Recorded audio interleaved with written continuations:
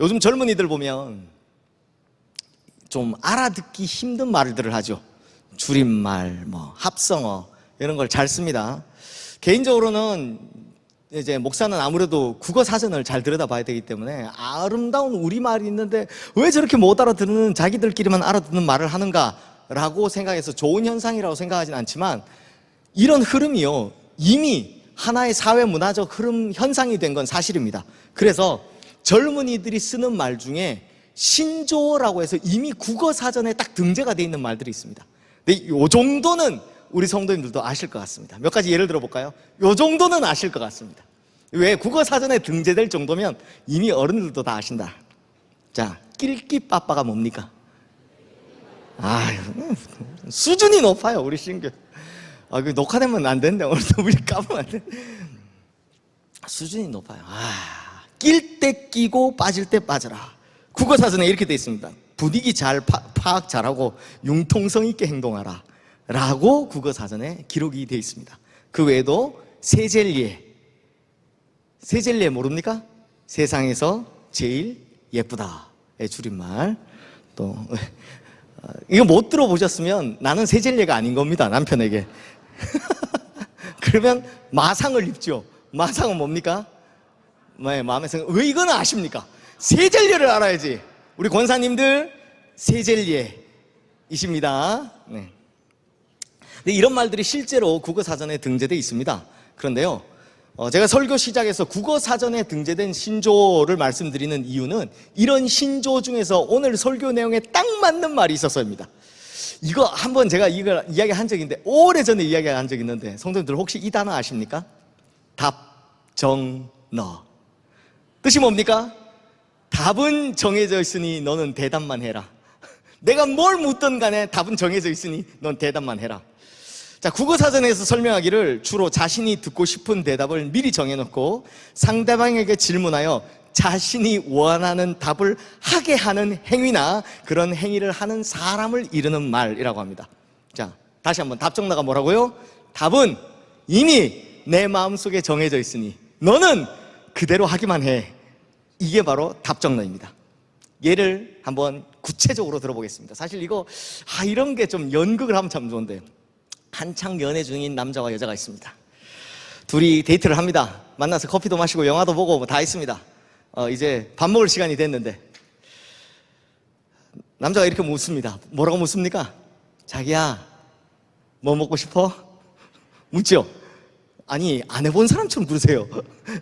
자기야, 뭐 먹고 싶어? 이렇게 물어보면 여자는 곰곰이 생각하는 표정을 지으면서 이렇게 대답합니다. 대부분 다 몰라, 그냥 자기가 좋아하는 거. 그런데 남자는 이 정도는 알고 있습니다. 뭡니까? 자기가 좋아하는 거라고 말했다고 무턱대고 진짜 자기가 좋아하는 곱창 이렇게 했다간 큰일 난다는 것 정도는 알고 있습니다. 그래서 친절하게 남자는 또다시 물어봅니다. 아유, 대충이라도 말해줘. 뭐 먹고 싶어? 근데요, 이때 여자가 진짜 해석하기 어려운 말을 합니다. 남자가 해석하기 어려운 말. 여자분들은 다 잘 해석하실까요? 그냥 뭐 깔끔하고 부담스럽지 않고 그냥 몰라, 그냥 자기가 좋아하는 거. 이걸 어떻게 합니까? 2번씩이나 자기가 좋아하는 거라는 말을 뇌에 인식한 남자는 그 다음부터 아주 단순하게 답을 하기 시작합니다. 이러면 안 되는데, 이제부터 진짜 자기가 좋아하는 걸 예로 들며 말하기 시작합니다. 삼겹살? 아니. 김치찌개? 아니. 떡볶이? 아니. 근데 뭘 이야기해도 다 아니라고만 하니까 단순한 남자는 그때부터 머리에서 김이 나기 시작합니다. 뭘 해줘야 돼? 그러다 보니 약간 짜증내면서 다시 묻습니다. 그럼 뭐 먹고 싶은데? 그러면 여자의 대답은 한결같습니다. 깔끔하고 부담스럽지 않고 자기가 좋아하는 거. 내가 좋아하는 거 이야기했잖아. 그럼 남자가 또 묻습니다. 이제는 짜냅니다. 햄버거, 피자, 돈가스, 이제 짜낼 수 있는 모든 거 다 짜냅니다. 그래도 대답은 똑같습니다. 그냥 깔끔하고 자기가 좋아하는 거. 도통 답을 모르는 게 남자입니다. 근데 사실 여자의 머릿속엔 먹을 게 이미 결정돼 있습니다. 깔끔하고 부담스럽지 않은 것, 답은 파스타. 여자는 내 남자친구가 내 마음을 읽고, 무슨 하나님입니까? 남자친구가 내 마음속을 훤히 들여다보고 파스타라고 이야기해 주기를 바라고 있는 겁니다. 그러므로 이 여자에게 답은 이미 정해져 있는 겁니다. 그러니 남자친구가 다른 대답 필요 없고 뭐만 파스타 먹으러 가자 라고만 하기면 되는 겁니다. 그러니까 파스타 외에 다른 대답은 다 필요 없는 대답입니다. 답은 정해져 있으니 너는 그 답대로만 해. 바로 이런 걸 답정너라고 하죠. 네, 성도님들, 제가 우스개로 이야기를 드렸지만 놀랍게도 우리가 드리는, 하나님 앞에 드리는 기도 중에서 정말 수많은 경우에 이런 답정너의 사태가 벌어지고 있다는 거 아십니까? 기도할 때는 분명히 이렇게 이야기합니다. 아마 기도할 때 마이크 대면 다 이러실걸요. 주님께서는 내 인생의 주인이십니다. 다 인정하십니까? 다 아멘 하실걸요. 주님께서는 나의 전부이십니다. 주님 인도하시는 대로 가겠습니다. 오늘 막 나의 길 오직 가겠습니다. 그러므로 내 모든 기도가 주님 뜻대로 이루어지게 해주십시오 라고 기도는 하지만 정작 마음속에서는 하나님, 이런 방식으로 요때쯤 요렇게 응답해 주시는 것이 제일 좋을 것 같습니다 라고 답을 이미 정해 놓고 기도합니다. 솔직히 말씀해 보세요. 지금 표정 중에 아유 목사님 안 그래요, 목사님만 그래요, 이런 표정은 아니시죠? 답은 이미 정해 놨다라는 겁니다. 내가 원하는 응답, 내가 원하는 방식, 내가 원하는 타이밍 다 결정해 놓고, 전부 다 자기 마음속에 다 결정해 놓고, 그래 놓고 기도는 뭐라고 한다고요? 하나님의 뜻이 이루어지게 해 주십시오 라고 기도는 하고 있더라라는 겁니다. 그러므로 이런 신앙생활의 모습을 제가 이름을 지었습니다. 어떤 신앙생활? 답정너식 신앙생활. 답정너식 신앙생활이라는 겁니다. 마찬가지로 성경에 보면 오늘 제가 이 본문 한 절을 뽑았는데요, 대표적인 답정너의 사례가 나옵니다. 자, 오늘 본문에 나오는 사람은 나만 장군입니다. 나만이란 사람은요, 당시의 초강대국이었던 아람이라는 나라에, 원래는 그냥 작은 족속이었는데 이게 나중에 얼마나 강성해지면, 우리 성도님들 다 중동 사람들이 쓰는 말을 아랍어라고 하죠. 그게 아람입니다. 아람 족속. 아람 족속의 군대 장관, 우리로 말하면 국방부 장관인 겁니다. 근데 성경에 보면 큰 용사였다고 합니다. 싸움을 엄청 잘한 거죠. 그런데 안타깝게도 문둥병에 걸렸다라는 겁니다. 그런데요, 이 돈도 있고 권세도 있고 한 사람이 아무리 애를 써봐도 이 문둥병이 낫지 않으니까 날로 고민이 커져갑니다. 근데 마침 우연히 나만 장군의 아내에 수종드는 여인이 잡혀온, 포로로 끌려온 이스라엘 소녀였습니다. 근데 그 집 소녀가 참 이 주인이 잘해줬나 봐요. 그래서 지나가는 말로 우리 주인님이 엘리사 선지자님을 만나면 금방 나을 텐데, 이 말을 들은 겁니다. 누구요? 엘리사 선지자를 만나면 금방 낫는다고? 귀가 번쩍 뜨이는 거죠. 아니, 백방을 노력해도 안 되니까 지금 이 말이 그냥 귀에 번쩍 뜨이는 겁니다. 그래서 그 바람에 결국 나만이 어마어마한 예물을 싸들고 자신의 조국인 아람에서 자기에게 조공이나 바치고 있는 약소국 이스라엘에, 그것도 이름도 없는 한 선지자를 찾아갑니다. 엘리사가 누굽니까 도대체? 엘리사. 그만큼 다급하고 간절한 마음이고 진짜 마지막 희망을 건 겁니다. 그런데 이런 마음을 가지고 찾아온 나만인데 엘리사 어떻게 하냐? 나와보지도 않습니다. 만나주지도 않습니다. 그 집 문 앞에까지 왔는데요, 엘리사가 거들떠도 안 봅니다. 그리고는 자기 집 종을 보내서 하는 이야기가, 가서 요단강 가서 7번 목욕해라. 그러면 내 살이 깨끗하게 회복되리라 라고 이야기를 합니다. 딱 말만 딱 전합니다. 뭐하라고요? 왔는데 뭐 쳐다보지도 않고 나보지도 않고 돌아가서 요단강 가서 7번 목욕해. 그러면 낫는다. 이렇게 이야기를 해준 겁니다. 이러니 나만이 화가 나겠습니까? 안 나겠습니까? 화가 나죠. 만약에 우리 성도님들이 저 만나러 제 방에 왔는데 제가 나오지도 않고 누구 대신 목소리로 가서 어디 가서 뭐 하라 이러면 기분 좋을까? 안 좋죠. 그 누가 그랬습니까? 그리고 자기는 지금 뭡니까? 정복국의 군대 장관이고, 여기는 지금 그 망한 나라, 망해가는 나라의 선지자, 이름도 모르는 선지자 아니에요. 내가 누군데 감히 이렇게 대하냐? 또 자기가 여기까지 얼마나 간절한 마음으로 왔는데 얼굴도 한 번 안 내비치는 이런 박한 대우를 하다니 얼마나 어이가 없겠습니까? 게다가 이 나만은요, 이방 신들의 요상한 행위에 익숙해요. 그러니까 이게 약간 요상한 행위를 많이 하면 할수록 이상한 종교일 확률이 높아요. 그러니까 보통 나오면 어떻게 합니까? 우리나라 같으면 막 방울 흔들면서 왜 왔어? 이런 거 막 땡땡땡땡땡 하면서, 아니면 부채라도 펴면서 쫙 펴면서 쉬었네 막 이런 거 해야 되잖아요. 오늘 제가 너무 그렇습니까? 막 쉬었네 지갑에 있는 거 다 털고 가 뭐 이런 식으로 해야 될 거 아니에요. 이 아람 사람 나만은요, 그런 거에 익숙한 거예요. 막 자기한테 재 뿌리고 막 침 뱉고 막 이러면서 막 와 흔들면서 막 자기 주변에 빙글빙글 돌고 막 때리고 막 이런 거 막 나무 흔들고 손 흔들고 막 과음 지르고 막 이런 게 익숙한 거예요, 이 사람. 근데 뭐라고 합니까? 나오지도 않고 그냥 목욕만 하고 가라 라고 하니 얼마나 우라통이 터지겠습니까? 그때 나만 장군의 반응이 열왕기하 5장 11절 말씀인데요, 오늘 본문 말씀 우리 함께 다시 한번 읽어보겠습니다. 나만이 노하여 물러가며 이르되 내 생각에는 그가 내게 나와 서서 그의 하나님 여호와의 이름을 부르고 그의 손을 그 부위 위에 흔들어 나병을 고칠까 하였도다. 자, 성도님들, 지금 나만이 뭐라고 했습니까? 내 생각에는 요렇게 하면 하나님의 역사이고, 내 생각에는 이런 방식으로 해야만 하나님의 응답이고, 내 생각에는 이렇게 해야만 하나님의 기적이 일어날 것 같다라고 자기 생각에 그랬다라는 겁니다.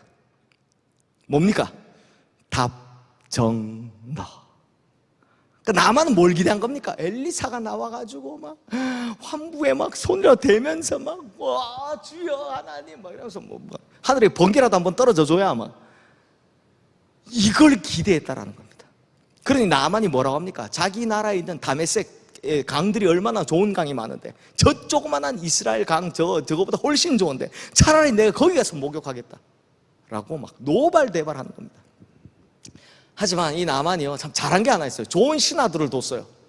이 신하들이 막 뜯어말리는 겁니다. 아니 장군님, 선지자가 나와서 이것보다 더 더러운 일을 시켜도 하겠구만. 사실 그렇잖아요. 요단강이 아니라 똥통에 7번을 들어갔다 나와라 해도 하겠구만. 극한 목욕 몇 번 하는 그 뭐 어렵습니까? 그냥 하세요 라고 이야기하는 바람에 가만히 들어보니 맞거든요. 그래서 요단강에 가서 7번 목욕을 했더니 어떻게 됩니까? 나았습니다. 그래서 이 뒤에 보면 나만이 막 그 선물을 바리바리 싸들고 다시 돌아와가지고 아이고 엘리사 선지자님 하는 장면이 나오거든요. 아유, 한다는 말이 보면 내가 이제 이스라엘 외에는 온 천하의 신이 없는 줄을 아나이다. 네.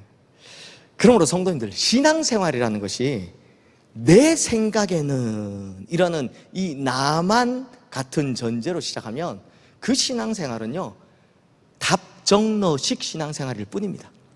그러므로 답정너의 신앙은요, 절대 하나님의 응답도 받을 수 없고 하나님의 역사를 일으킬 수도 없습니다. 그러므로 내 생각과 다를 때 내가 어떻게 반응하느냐에 따라서 우리의 신앙에 아주 중요한 포인트가 된다는 겁니다. 자, 우리 성도님들은 이제 답을 정하시면 됩니까? 안 됩니까? 안 됩니다.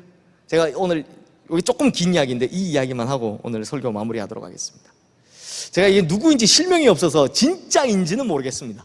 이 이야기가 신빙성이 있는지 모르겠지만 어느 선교사님의 설교에서 이 이야기를 들은 적이 있습니다. 어느 교회에 한 젊은 여자 청년이 있었다고 합니다. 근데 이 여자 청년이 얼마나 신실한지 자기가 인도에 선교를 가겠다라고 소원을 한 겁니다.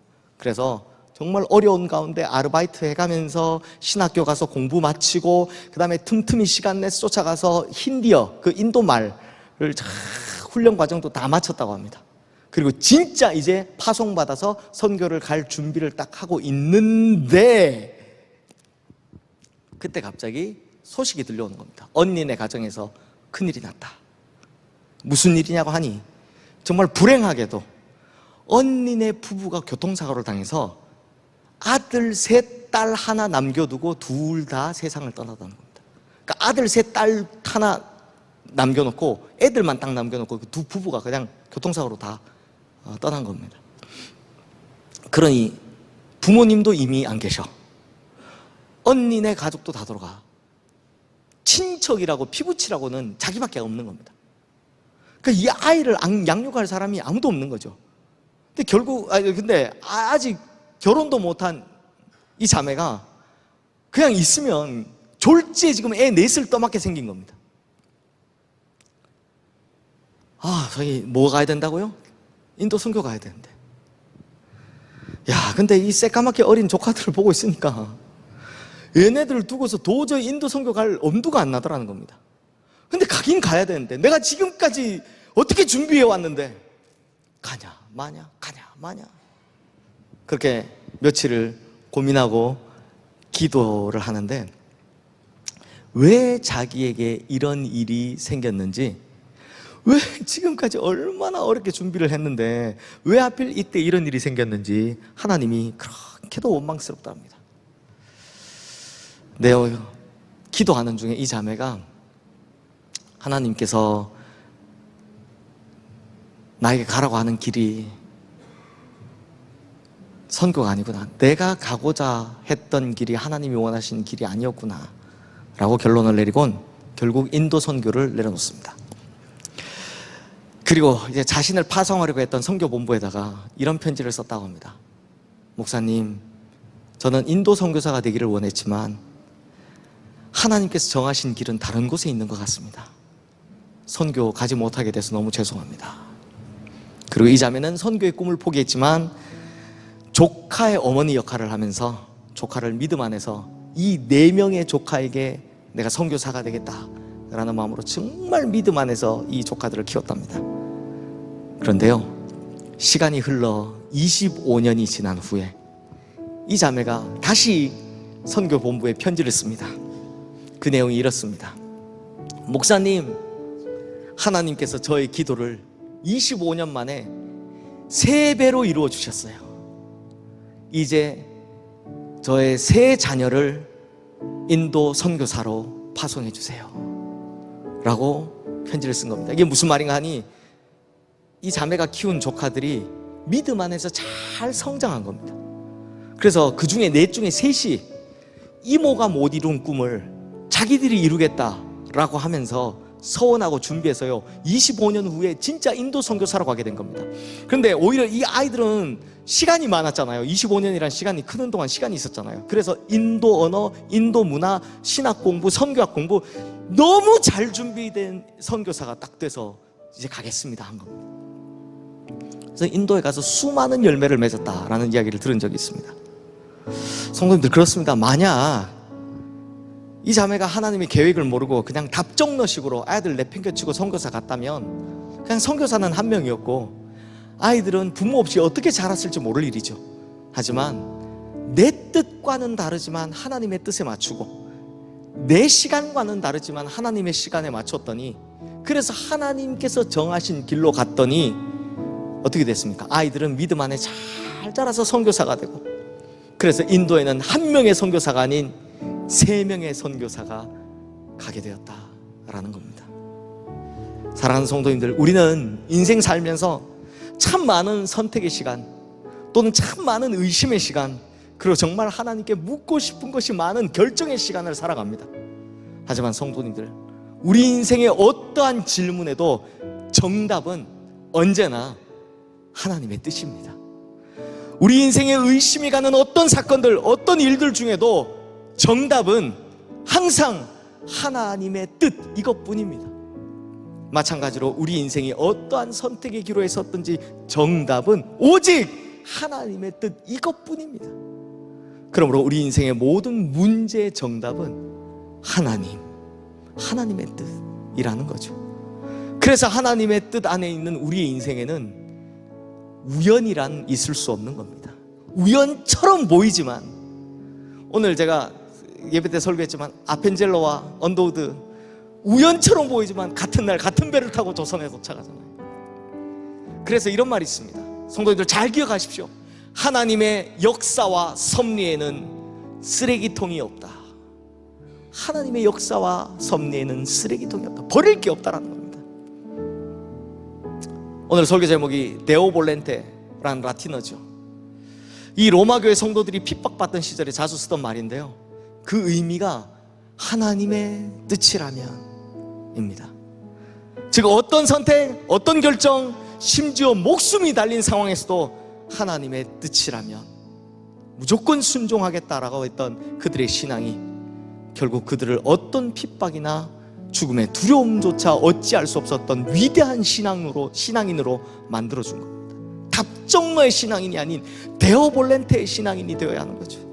그러므로 성도님들, 우리 성도님들도 답정너식 신앙생활을 하는 답정너의 신앙인이 아니라 데오 볼렌테, 하나님의 뜻이라면 언제나 어디서나 어떤 상황에서나 무조건 순종하겠습니다 라는 신앙의 자세로 살아가 하나님의 역사에 길이 남는 위대한 신앙인들 되시기를 주님의 이름으로 축원합니다.